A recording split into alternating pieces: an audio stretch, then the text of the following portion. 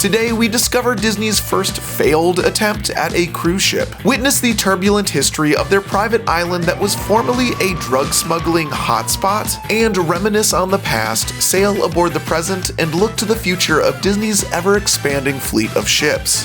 This is the history of Disney Cruise Line.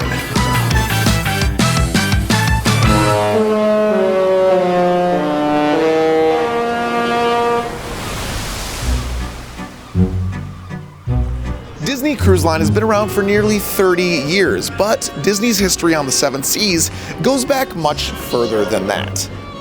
As most Disney company side quests go, the Disney Cruise Line is said to be sparked by one of Walt's niche interests: steamboats. No, not that one. This one. With transatlantic flights not becoming common until the 1960s, it would make sense that Walt would have been on his fair share of ocean liners in his time. Along with his wife Lily and their two daughters Diane and Sharon, Walt would often choose to sail on family trips. One of his favorite, and arguably one of the most famous historical ships outside of the one where Rose met Jack, was the Queen Mary, a British ocean liner that sailed primarily on the North Atlantic Ocean from 1936 to 1967. A ship whose dark blue hull and red smokestacks would later be a major design inspiration for the Walt Disney Company's fleet of ships, but first, a big red boat would stake the claim to the quote, first official Disney cruise.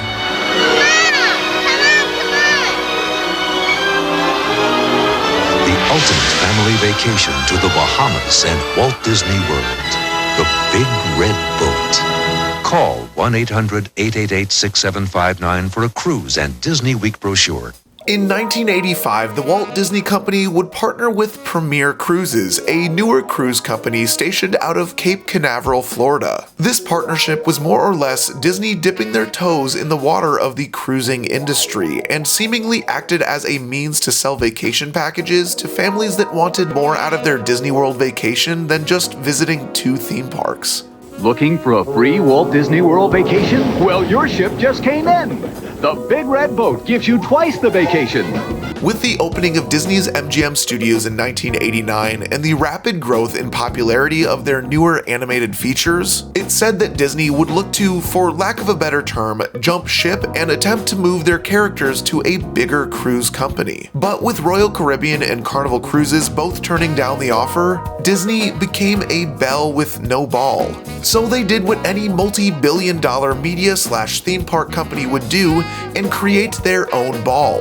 While planning their first endeavor into the shipbuilding world, there were some pretty insane ideas thrown out there. One that never made it past the drawing board was a ship called SS Disney, a concept in which Disney would purchase a decommissioned aircraft carrier and build a floating theme park at sea, equipped with both classic attractions like It's a Small World, Astro Orbiter, and what seemed to be a newly designed castle. In theory, being able to port a micro Disney theme park at seaside cities for months at a time sounds like a great way to spread the magic of the parks globally. But this feels like some sort of Emperor Cusco type planning that would never really have worked, and Disney went the more safe route and instead decided to take a more traditional approach. When in 1995, the newly formed Disney Cruise Line was established, and two ships were commissioned for construction at the Fincantieri shipyards in Italy.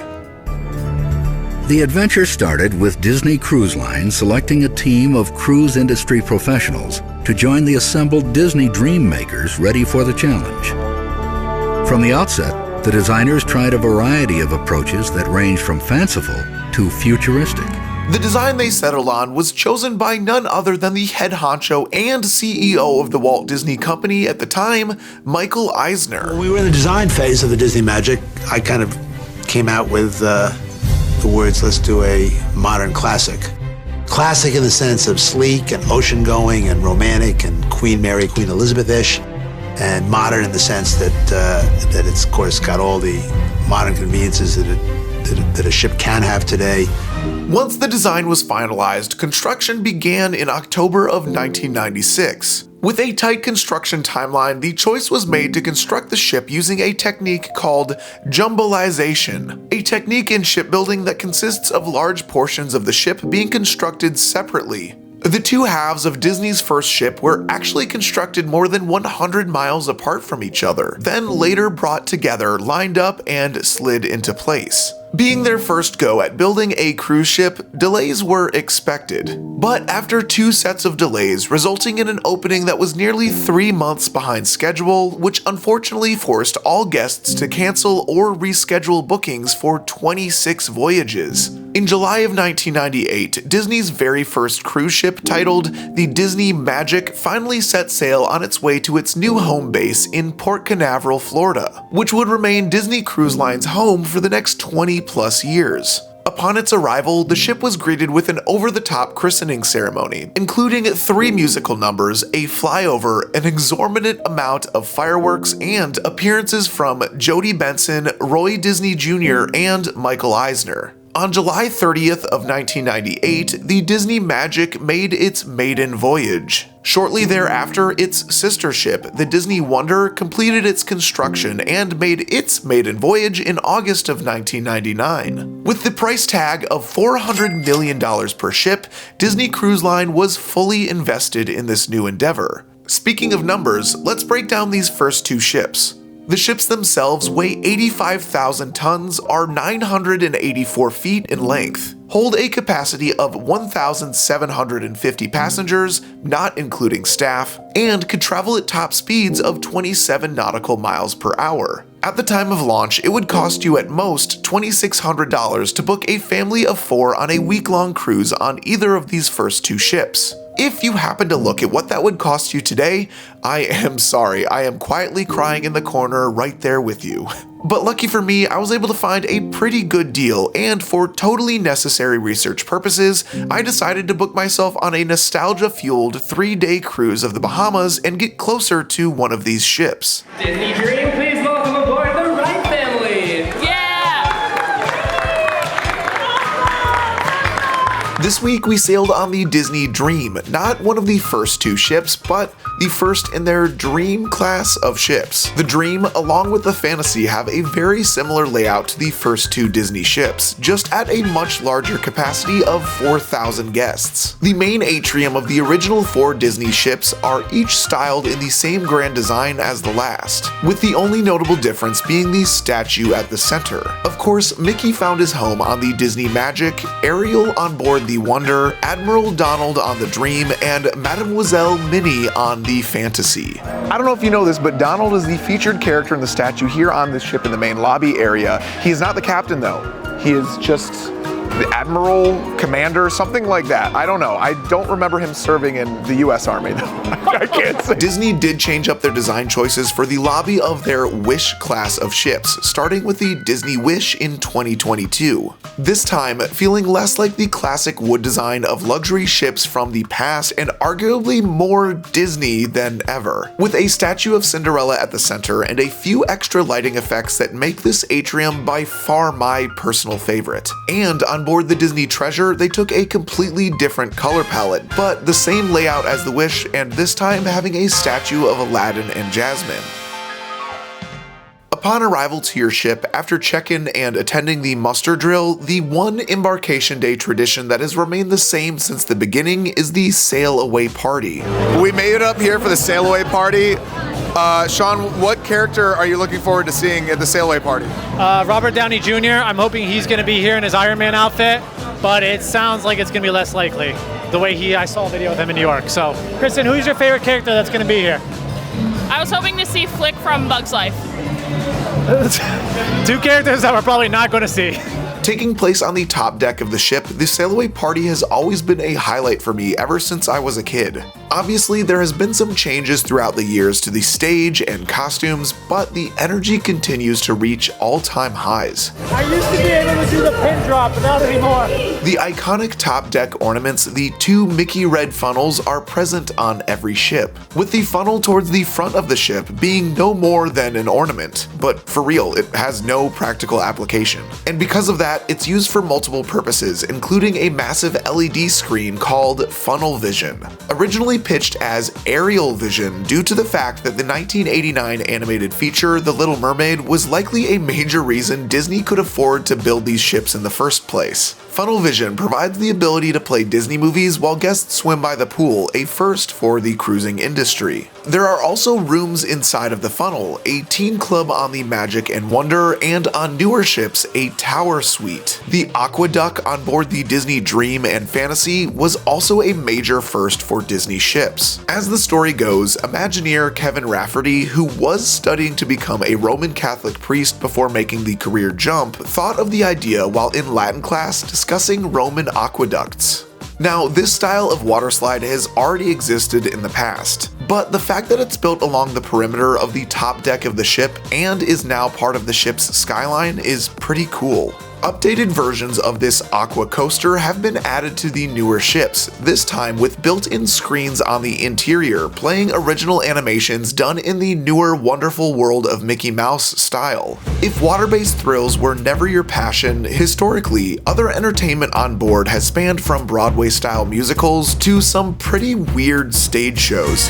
Disney Cruise Line has hosted over 30+ different shows from their Walt Disney Theater. Of course, you've got your classics like Beauty and the Beast, The Little Mermaid, and Frozen. Shows in this theater could take up a whole history video in itself, but for now, I would like to share some of the more lesser-known defunct stage shows that, for whatever reason, are no longer. Hercules, the Muse-icle. Before Disney announced the debut of Hercules the Musical coming to London in the summer of 2025, there was a version that ran for 10 years on board the Disney Magic and Wonder. This musical comedy had a 50-minute runtime and followed the story of the animated feature from 1997.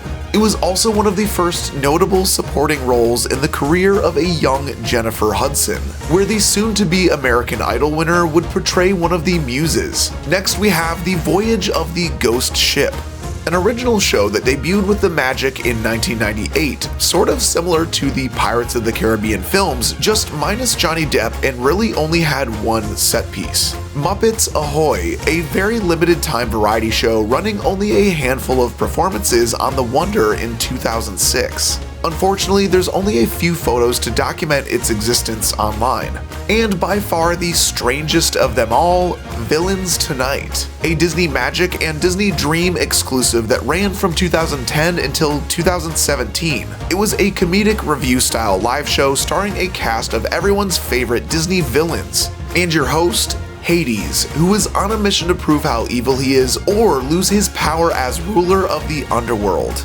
Originally, I was under the impression that the show might be a Tonight Show style talk show hosted by Hades, where he would have other villains on as guests. Sadly, it's not. But don't worry, there is plenty of room for some of the worst monologue jokes you've ever heard. Gaston. Seriously, folks, if I wanted an unbalanced, egomaniacal pseudo-ladies man, I'd just call Charlie Sheen.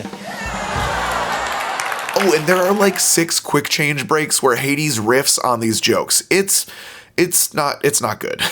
Another Disney innovation in cruising came in the form of their restaurants on board. Traditionally, cruise ships will have a single high-capacity dining room, a buffet, and 1 or 2 smaller restaurants available at an extra cost. Disney, on the other hand, used their experience in themed dining experiences to create 3 unique restaurants that guests would rotate between each night while on board. When planning out signature dining options here on Disney Cruise Line, one idea that had been on the drawing board since the very beginning, pun intended, was Animators Palate. Animators Palate is on board each of the Disney cruise ships, except the Wish and Treasure. But they've got Ant-Man, so who's the real winner here? I'ma be real with you, Animators Palate is still the winner. Growing up, the Animators Palate was by far my favorite Disney restaurant, maybe anywhere, not just on Disney Cruise Line. The original design for Animators Palate saw the walls decorated in a black and white motif, similar to the Steamboat Willie era of Disney animation. Throughout the night, the restaurant would transform to feature every color of the rainbow. This type of dining experience was the first of its kind, making it by far the most popular dining spot on both the Magic and Wonder. Here on the Dream, Animators Palate is slightly different than you'll find on other ships. When constructing the Disney Dream in 2010, Imagineers decided to take a slightly different approach with the decor. One of my favorite parts about this restaurant is that the decor is slightly based off of the Burbank and old MGM Studios animation studios that have existed in the past. Burbank one still exists. The one at old MGM Studios is now Star Wars Launch Bay. The Disney Dream would be the first to feature an older innovation from the parks, Turtle Talk with Crush, who visited our table during dinner. Normally, if this was a 7-night cruise, our second night dining at Animators Palate would feature a show similar to the one on the Magic and Wonder. But this time, we would create our own drawings to be later brought to life on these screens. Although we are here while Crush takes over the restaurant, there is one thing that remains in the Animators style, and that is Animators Palate dessert menu is a sketchbook from the Walt Disney Company. And if you see in the bottom left corner, it says DCL 1998, I think. Yeah, there you go. WD. So that's Disney Cruise Line 1998, the year that it launched, and Walt Disney. It's great. Great. Other restaurants that are on board the original Disney Magic are Lumiere's, Rapunzel's Royal Table, which was formerly Parrot Cay, and Animators Palate. On the Disney Wonder, Tiana's Place, formerly Parrot Cay, Triton's, and Animators Palate. The Disney Dream and Fantasy, Enchanted Gardens, Royal Palace, and Animators Palate. And the Disney Wish 1923, a restaurant celebrating the golden age of Disney animation, Arendelle, a frozen dining adventure, which should explain itself, and Worlds of Marvel, pretty much a Marvel version of Animators Palate, but with an original story featuring Ant-Man, the Wasp, and Spider-Man. On the soon-to-be debuting at the time of recording, Disney Treasure, you'll be able to find Plaza de Coco in the place of the frozen dining adventure, with what I can only assume to be the same dinner show format. After we finished dinner on our first night, we took a tour of the Oceaneer Club, a kids club on board each Disney ship with different themed rooms, each from its own popular Disney franchise. This is for sure the kids club because my head is touching literally every piece of the ceiling. I came and walked through the door frames normally. Try it. Okay, this is how I normally would walk, but this is how I have to walk. If you always wanted to feel like Harrison Ford and Chewbacca, this is the chance to be. You can sit and pilot the Millennium Falcon and go absolutely nowhere. This is like, what is this, like the one ride at Hollywood Studios, pretty much. I was gonna say, no other place in Florida has this. No other place in Disney has this. We'll get you out of there, buddy, all right? We're gonna take you back to Galaxy's Edge, okay? Recently added during a dry dock just 2 weeks before our sailing was a new web workshop based off of the ride at Disney's California Adventure. And this brand new interactive LED floor that, no joke, we spent at least 40 minutes playing with. What's the floor? Sure, what other floor games are there? We have like a soccer one, a pinball one. This is what they should have done in Pandora. All the ground in Pandora at Animal Kingdom should have been this. I don't think that would be very cost effective. I just feel like I'm a kid again. I'm sweating like a kid. Me and Ryan were out there on the dance floor just doing all types of things. And then you just go like on a rampage, like. When the Oceaneer Club originally opened with the Disney Magic, it was themed to Sea, the Society of Explorers and Adventurers, a not-so-secret society that originated from the former Adventurers Club at Pleasure Island in downtown Disney way back in 1989. In fact, the Oceaneer Club, storyline-wise, is named after Captain Mary Oceaneer, one of the society's founding members. You might still be able to find some remnants of the society's theming on the Disney Magic today. As the sun rises on day 2 of our cruise, we found ourselves at Castaway Cay, Disney's first private island. Castaway Cay is a fan favorite among Disney fans worldwide, but what many don't know is that there's actually quite a dark history to this place. The island, formerly known as Gorda Cay, was said to be frequented by pirates in the early 1700s, as they used the shoreline alcoves as hiding spots waiting for passing ships. In the 1960s, a businessman by the name of Alvin Tucker purchased 150 acres of the island and built a 2,400-foot runway on it for easier access. You could actually still find this runway on the island today. It is currently used as a tram and bike path to the adults-only beach on the north side of the island, and is home to a few planes that I don't believe are original to the island, but I'm not 100% sure. Due to the owner's infrequent visits and lack of security on the island, this easy access runway was eventually taken advantage of by drug smugglers in the 1980s. It's at this point that Tucker would sell the land to an anonymous private company. Now, there were a few residents on other parts of the island that claimed to have seen at least 6 planes a day land and take off from this airstrip, with anyone who is not involved with this operation being chased away with large guns and guard dogs. In 1983, a drug bust took place on the island, which ended with the seizure of $100 million worth of the powdery white substance. The leader of the operation, Frank Barber, the owner of the private company, was sentenced to 5 years in prison, but died before he could serve his full sentence.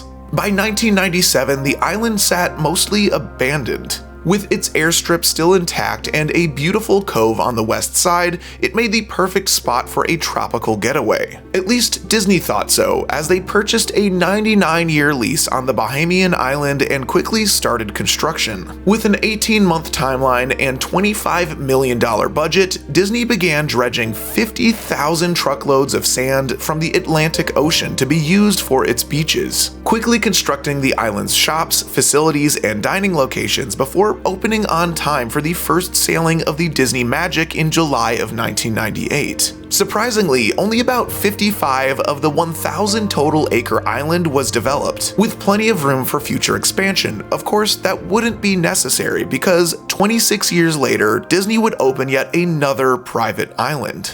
Right now we are approaching Disney's brand new private island, Lookout Cay, and from the looks of it, the complaints I heard online so far are very, very true. The mile-long bridge is just as bad as it seems. I don't know, I'm excited to see this, but this island is massive. Like, look over this way. And as a matter of fact, Disney actually owns only a small portion of this island. See, in 2016, while looking to expand their private ports, Disney was aiming to purchase a small island called Egg Island. In June of that year, they arrived on the island with a drilling rig that scooped up seabed samples from about 150 feet off of the island. This practice is typically done prior to the demolition of reefs for building a port in its place. Which also makes sense because reports say that previously at Castaway Cay, Disney's construction teams had used explosives to blast away nearly 600,000 square feet of coral to make way for their convenient parking spot for their boat. Egg Island residents immediately sprung into action and collected over 3,000 signatures to show Disney and the Bahamian government. To avoid the negative environmental impact and the bad press that was sure to follow, Disney ended up backing out of the purchase. But this didn't stop their pursuit of a second island port. In March of 2019, Disney purchased 700 acres on the southern tip of the island of Eleuthera and spent a reported $300 million to develop the property. Legendary Imagineer Joe Rohde was assigned to oversee the port's development, and for what it's worth, it does show through the cultural representation present on the island. This would be one of Rohde's final projects before his retirement with the company in 2021. Construction of the port would begin in March of 2022 and was accepting Disney ships starting June 7th of 2024. To say this was a rushed opening would be an understatement, with most documentation of opening day citing an extremely long walk to get to the actual island and bug infestation once they got there.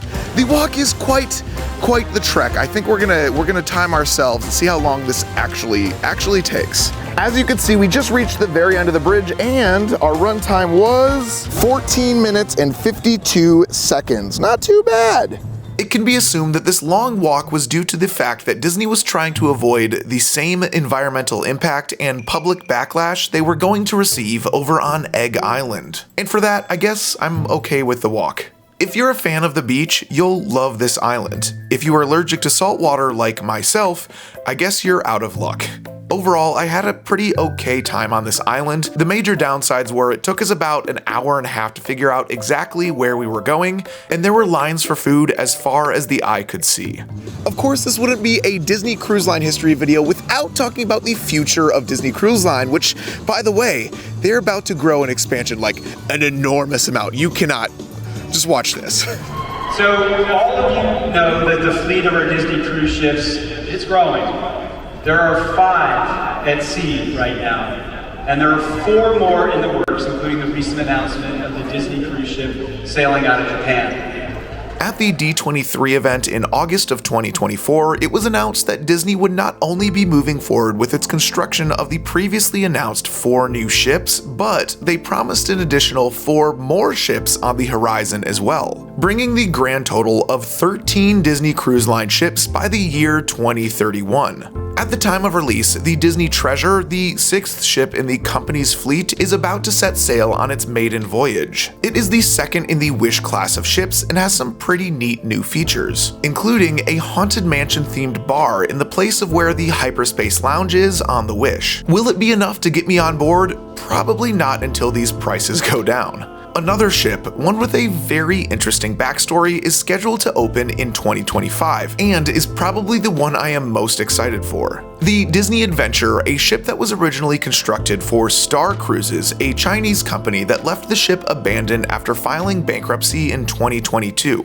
Disney ended up purchasing the half-completed ship later that year. The Disney Adventure is completely different from every other Disney ship, with a passenger capacity more than double the original fleet, double the size, and interior and exterior stateroom balconies. Basically, a Royal Caribbean-style ship, but with Disney theming and service. The only downside, it will be ported out of Singapore, making it very difficult to get to from Orlando. Still, I mean, maybe one day.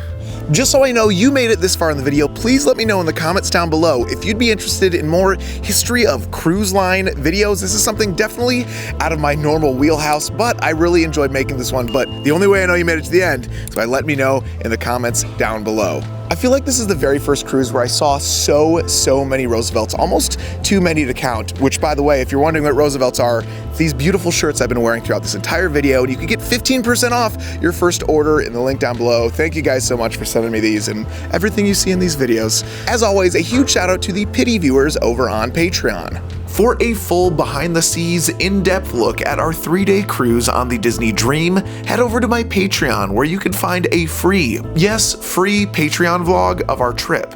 Thank you for watching. If you're interested in seeing another cruise video, me on the Wish, or me on the worst rated cruise line of all time, the Margaritaville Cruise, click those videos. Thanks for watching. Okay, bye.